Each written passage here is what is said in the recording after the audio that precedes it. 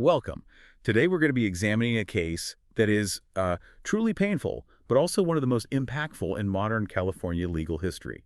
We're undertaking an intense review of the factual record that surrounds the 2002 murder of Gwen Araujo in Newark, California. That's right. And for anyone who's interested in how our legal system handles bias, how it deals with claims of deception, and frankly, outright prejudice in the courtroom, this case is, well, it's crucial. Our objective today is really defined by the source material itself. We're going to meticulously go through the facts of Araujo's life, the horrific details of the crime itself, and then the incredibly complex, multi-layered trials that came after. Right. And the lasting legal impact this had on how we address societal bias when violence like this occurs. This is very heavy material, and we want to be clear that we approach it with a deep respect for Gwen Araujo and her family. Our focus is purely on extracting knowledge from the provided record, so the facts, the legal arguments that were used, and the legal consequences that were later cemented into California law. That focus on the legal consequences is so important, isn't it? Especially because the trial process itself was just so fraught, so controversial. It was. We have to be really careful with the details here, making sure we present the record accurately while keeping the tone serious. The goal here is to understand how a case of just immense personal tragedy evolved into a landmark shift in judicial practice. Okay, let's start to unpack this. To really grasp the scope of this tragedy and its legal fallout, we have to start with who Gwen Araujo was and the world she was trying to navigate. Yes. She was born on February 24th, 1985, in Brawley, California, to Edward Araujo and Sylvia Guerrero. Her parents divorced when she was just 10 months old, and she was murdered at 17, still a teenager in every sense of the word, when her life was violently cut short. And the record immediately shows us a young person who was incredibly courageous. She was actively defining her own truth, in the face of what was then some significant societal opposition. She came out as transgender in 1999. She was only 14 years old. She chose the name Gwen after the musician Gwen Stefani, but friends also knew her by other names like Wendy and Lita. And by the time of her death, she was fully committed to her identity.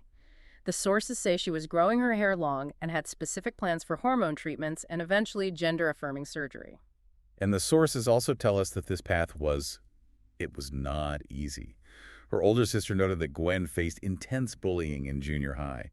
The prejudice was apparently so severe that it forced her to transfer to an alternative high school, and she didn't even go back for the 2002-2003 school year. And for you, the listener, that detail is so important because it establishes the kind of hostile environment she was forced to navigate as a young trans person in the early 2000s. It really underlines her vulnerability. Exactly. It highlights the context of fear. And that context helps explain some of her later actions. The source material details that she met the four men, Michael Madison, Jose Morel, Jerry Neighbors, and Jason Cazares, in late August or early September of 2002. So they'd known each other for about a month, maybe a little more, leading up to the murder in October.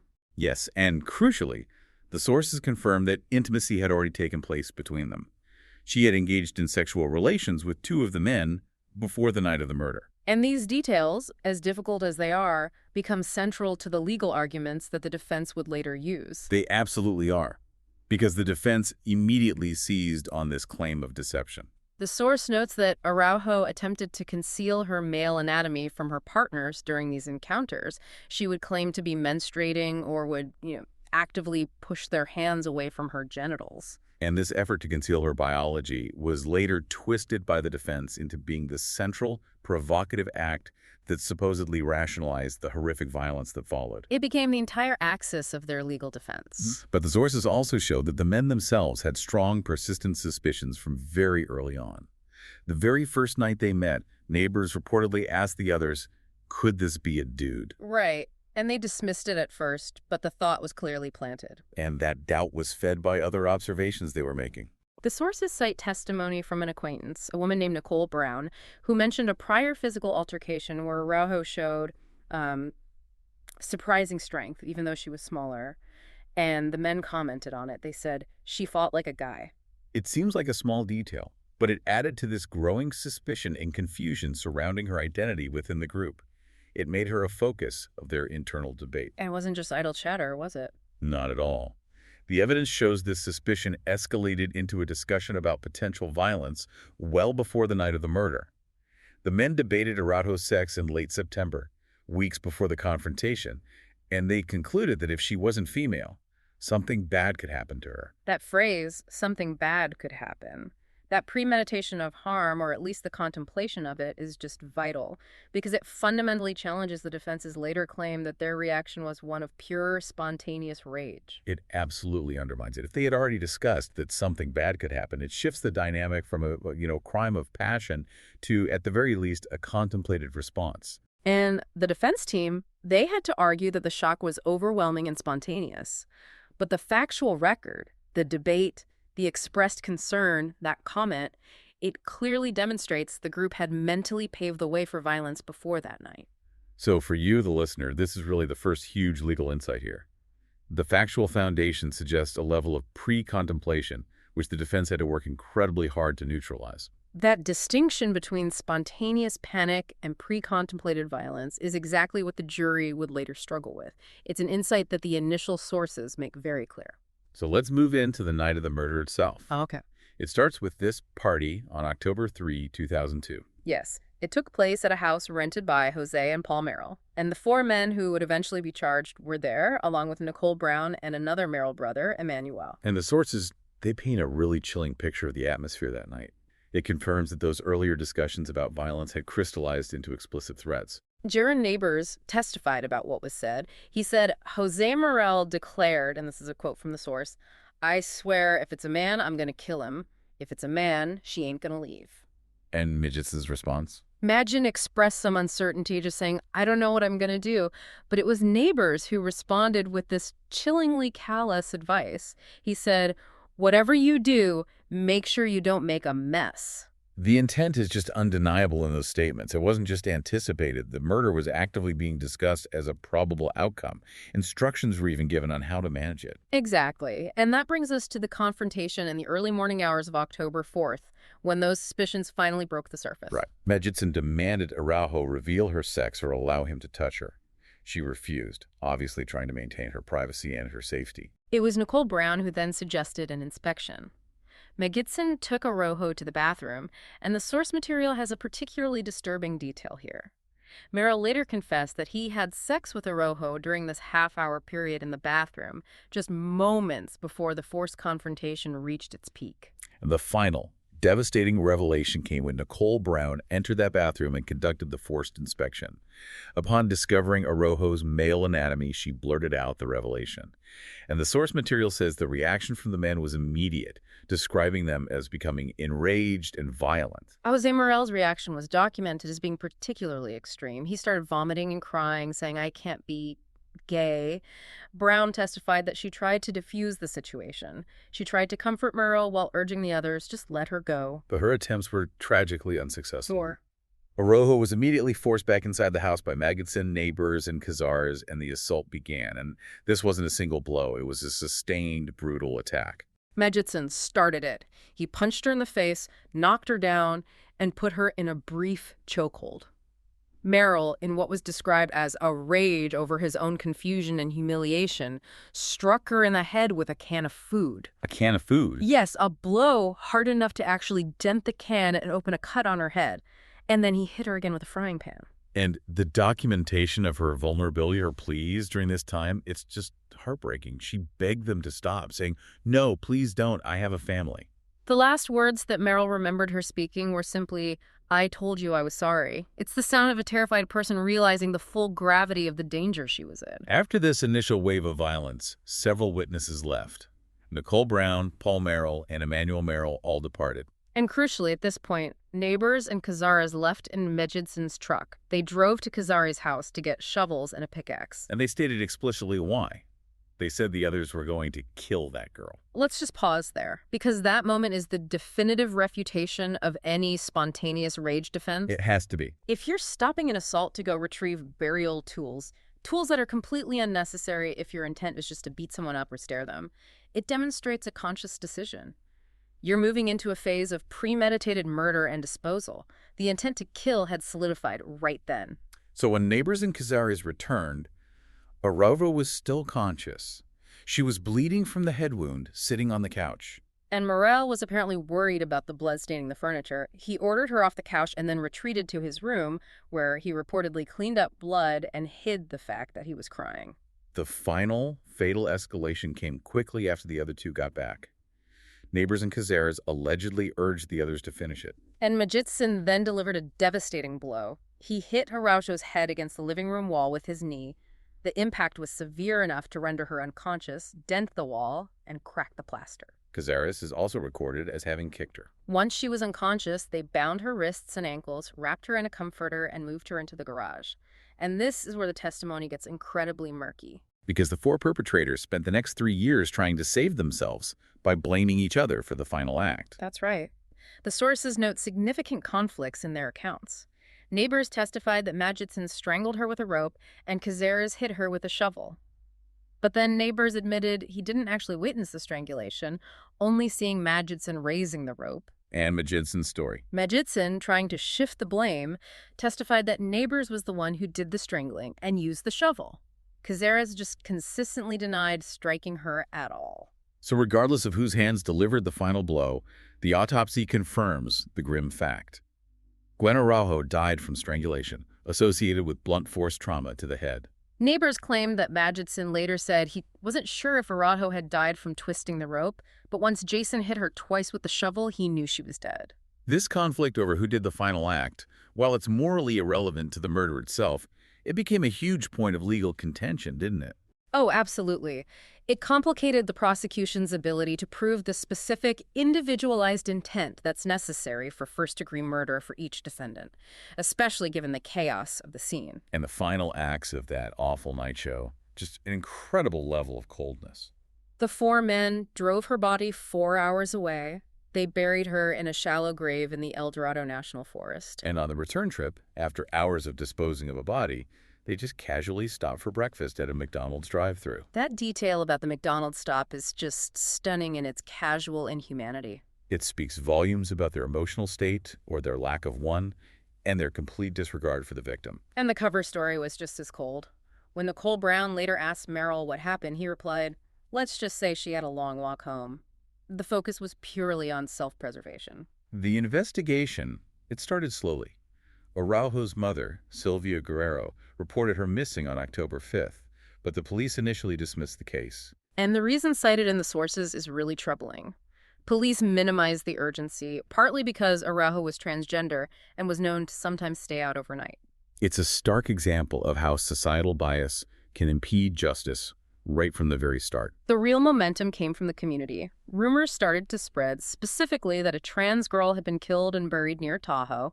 Those rumors reached the family and prompted more action. The crucial break, though, it involved Jaron Neighbors. Yes. A friend of his, someone to whom Neighbors had confessed the crime, bravely agreed to become a police informant and wear a wire. And that informant work led directly to the truth. Confronted with the recording of his own confession, Neighbors agreed to cooperate fully. He led the police to the body in the El Dorado National Forest on October 15th. Nearly 2 weeks after the murder, the initial arrests included Majitsin, Neighbors, and Jose Merrill. Paul Merrill was released after it was confirmed he'd left the scene before the fatal acts. Cazares was arrested later, in November 2002. That's right. After investigators intercepted a letter written by Neighbors detailing a chilling soprano-type plan to kill the girl and get rid of her body. And that letter strongly implicated Cazares in the planning phase. And as is often the case in these multi-defendant crimes, the first person to cooperate gained the biggest benefit. Neighbors. He pleaded guilty to voluntary manslaughter in February 2003. He accepted an 11-year sentence in exchange for his testimony against the other three. He became the prosecution's star witness. And his testimony, while it was crucial for the prosecution, it also contained these deeply damaging elements for the victim's memory. It did. While detailing the murder and burial, he provided insights into the perpetrators' minds. He noted that even while they were burying her, the men continued to make disparaging remarks about Araujo. He testified that Jose Merrill said he was so mad he could still kick her a couple more times. That testimony directly contradicts the idea that the panic was some momentary loss of control. It demonstrates a sustained post-mortem hatred. Yes. And now we arrive at the first trial of Majitsin, Merrill, and Cazares in 2004. And the legal strategy used by the defense immediately took center stage. The jury selection process itself signaled the controversy to come. Prospective jurors were questioned extensively about their familiarity with LGBT issues, with transgender identity, and even media portrayals like the film Boys Don't Cry. The court knew that societal prejudice was the elephant in the room. And the prosecution, led by Chris Lamiro, took a path that was criticized by advocates at the time. Lamiro initially used Araujo's birth name and male pronouns in court. He stated that the defendants had decided that the wages of Eddie Araujo's sin of deception were death. His approach was likely intended to get into the defendant's state of mind, to argue they intended murder because of this perceived deception, but it inadvertently validated the defense's premise that Araujo was somehow at fault. And what was that defense premise exactly? Madison's attorney, Tony Serra, immediately launched into the gay panic defense, or more accurately, a trans panic variant. What exactly is the mechanism of that defense? Why is it so effective at reducing a charge from murder to manslaughter? That really is the core insight of the first trial. The panic defense is essentially an appeal to societal prejudice. It argues that a defendant, upon discovering a victim's sexual orientation or gender identity, experienced this profound emotional disturbance, a loss of self-control, that reduced their criminal intent from malice to heat of passion. Okay, so in legal terms, murder requires malice aforethought, the intent to kill or a conscious disregard for life. Right. And voluntary manslaughter, by contrast, requires adequate provocation that causes a reasonable person to lose self-control. So the defense argued that discovering Araujo was biologically male constituted that adequate provocation, pushing Magid's beyond reason, and therefore he lacked the malice required for murder. Precisely. They are arguing that the victim's identity created a legal excuse for the defendant's violence.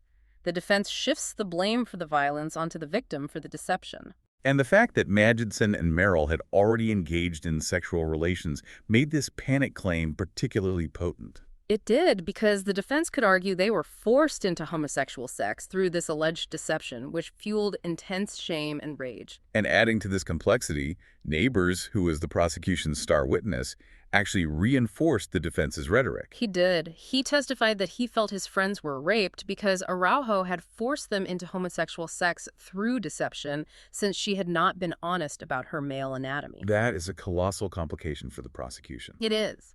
Their primary witness was using the specific language of the defense to rationalize the violence. The prosecution had to use Neighbors to prove who did what, but they couldn't control the emotional narrative he provided. It was incredibly damaging to their murder charge. They essentially had to argue, yes, our witness is biased and says it was rape, but the law says this doesn't excuse murder. And that strategic struggle ultimately led to the failure of the first trial. It ended in a mistrial in June 2004. The jury, while they unanimously agreed Araujo was murdered, was deadlocked after 9 days of deliberation. They couldn't reach a verdict between first-degree murder, second-degree murder, or manslaughter. The deadlock itself tells the whole story. The final vote on Magidson, for example, was 7-5 in favor of conviction for first-degree murder. Which means a significant portion of the jury was convinced by the evidence of premeditation, the threats, the trip for the shovels, but a large minority was swayed enough by the panic defense and the unreliable testimony to introduce reasonable doubt. So the panic defense didn't necessarily get them acquitted, but it was highly successful in preventing a unified murder conviction. Yes. The source notes that one juror later wrote that the defense attorney, Tony Serra, was just adept at creating enough doubt about the key witnesses to completely fracture the jury's consensus. So the immediate result was a successful use of the trans panic defense to stop a conviction for the most serious charge, and the entire legal system had to gear up for a rematch. The second trial began with a really powerful symbolic and legal shift. Right. Araujo's mother, Sylvia Guerrero, successfully petitioned the court for a posthumous legal name change to Gwen Amber Rose Araujo. And this required the defense lawyers in the second trial to refer to the victim using female pronouns. It was a pivotal moment in reclaiming the narrative, wasn't it? It was. As Gwen's aunt explained at the sentencing hearing, Gwen lived every day of her life yearning and longing to be a girl in every sense of the word. Forcing the court to use her chosen name and pronouns, it really chipped away at the defense's strategy, which was built on dehumanizing Araujo by focusing purely on her biological sex. The focus shifted, at least partially, from deception to identity. And the stakes in this second trial were incredibly high. Magidson, Merrill, and Cazares faced first-degree murder charges with hate crime enhancements. Predictably, the second trial immediately devolved into a massive blame game. All three remaining defendants testified, pointing fingers at each other and at Neighbors for the actual killing. And amidst this chaos, a shocking revelation emerged that further undercut the defense's core premise of spontaneous rage. During Madison's testimony, the court was shown a police interview tape where an investigator was recorded coaching Madison to use the panic defense. Coaching him? Yes, the investigator was heard suggesting moms, especially moms, if they knew the facts, you'd be surprised, implying that the public, and particularly mothers, would sympathize with a panic reaction. Wait, if an investigator was guiding the defendant toward a specific defense narrative, doesn't that raise massive questions about the spontaneity and even the admissibility of his statements? It does. That detail suggests the defense wasn't just available, it was being fed to the defendant by law enforcement early on. It absolutely raised those questions, and it was a critical piece of evidence. It supported the defense's claim that Madison was confused or vulnerable, but it also strongly suggested his panic defense was not a genuine raw outburst, but a post-facto legal strategy constructed with guidance. It makes the whole process exceptionally murky. So to avoid a repeat of the mistrial, the prosecution adjusted their strategy. They pushed for first-degree convictions, but they also gave the jurors the option of convicting on the lesser charge of second-degree murder. The prosecutor, Lamiro, forcefully called Madison a poor excuse for a man, with stupid and moronic excuses for the murder. And the jury announced its verdicts in September 2005. This time, there was a resolution. Madison and Merrill were both convicted of second-degree murder. And that's a crucial distinction. Legally, a second-degree conviction means the jury found malice, the intent to kill, or the conscious disregard for human life, but they concluded the prosecution had failed to prove premeditation beyond a reasonable doubt. That's right. They dismissed the total spontaneous panic defense, which would have led to manslaughter, but they affirmed that the killing happened without prior planning. It seems like a very careful, nuanced middle ground for the jury to reach. They rejected the idea that panic totally excused the killing, but they didn't believe the actions, like driving for the shovels, met the legal threshold for premeditation. Precisely. The jury acknowledged the violence was malicious and wrong, but found the chaos and the lack of a clear, single plan made first-degree murder too difficult to prove unanimously. However, here's where it gets really interesting, legally speaking. What's that? The jury did not convict on the requested hate crime enhancement allegations. The failure is maybe the most difficult part of this verdict to reconcile. If the violence was driven by the discovery of Araujo's gender identity, why wouldn't it be considered a hate crime? This is where the legal system really struggled with motive. A juror later explained this complex decision to the San Francisco Chronicle. They clarified that the murder conviction was necessary because the community standard is not and cannot be that killing is something a reasonable person would have done that night. So the panic defense failed to excuse the killing. But the hate crime charge? The hate crime charge failed because the jury believed the killing was done primarily to cover up a situation that had gotten out of control, not specifically because Araujo was transgender. Okay, let's unpack that distinction for the listener. The jury was saying they weren't motivated by pure anti-trans hatred, but by the intense shame and fear of being publicly revealed as having engaged in sexual activity they perceived as homosexual. That is exactly the distinction the jury drew. So the violence was committed to silence the witness and eliminate the evidence of their own perceived humiliation, rather than purely targeting Araujo for who she was. Is that it? That's it. And it highlights the sophistication of the defense strategy. By focusing on the perpetrator's shame and humiliation, a reaction to their own status exposure, the defense successfully obscured the underlying transphobia that made the violence possible in the first place. They made the crime about the defendant's reputation, not the victim's identity. It's a fine yet legally consequential line. The prosecutor, Lamiro, addressed this legal tightrope walk directly after the trial. He publicly stated that while Araujo being transgender was absolutely not a provocative act, he acknowledged the reality that she made some decisions in her relation with these defendants that were impossible to defend regarding the concealment of her anatomy. That statement really encapsulates the difficulty of the entire case. It does. Lamiro was acknowledging that Araujo's effort to protect herself created the factual basis that the defense could exploit, even though the law should have dictated that the violence was always an unreasonable response. Ultimately, Madison and Merrill received 15 years to life imprisonment for second-degree murder. And their reactions at sentencing were telling. Merrill expressed deep sorrow and regret to the family, a fact noted by the judge.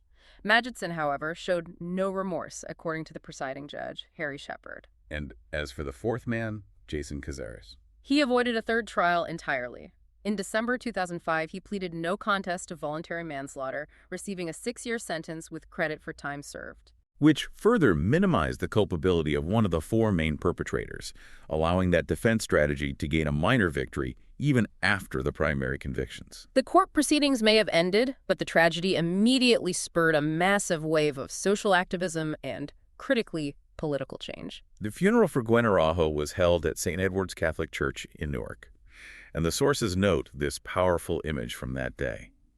Friends wore large angel wings to block the casket from the signs of anti-LGBTQ picketers who had vowed to disrupt the service. It was a gesture symbolizing the fight to protect Gwen's dignity, even in death.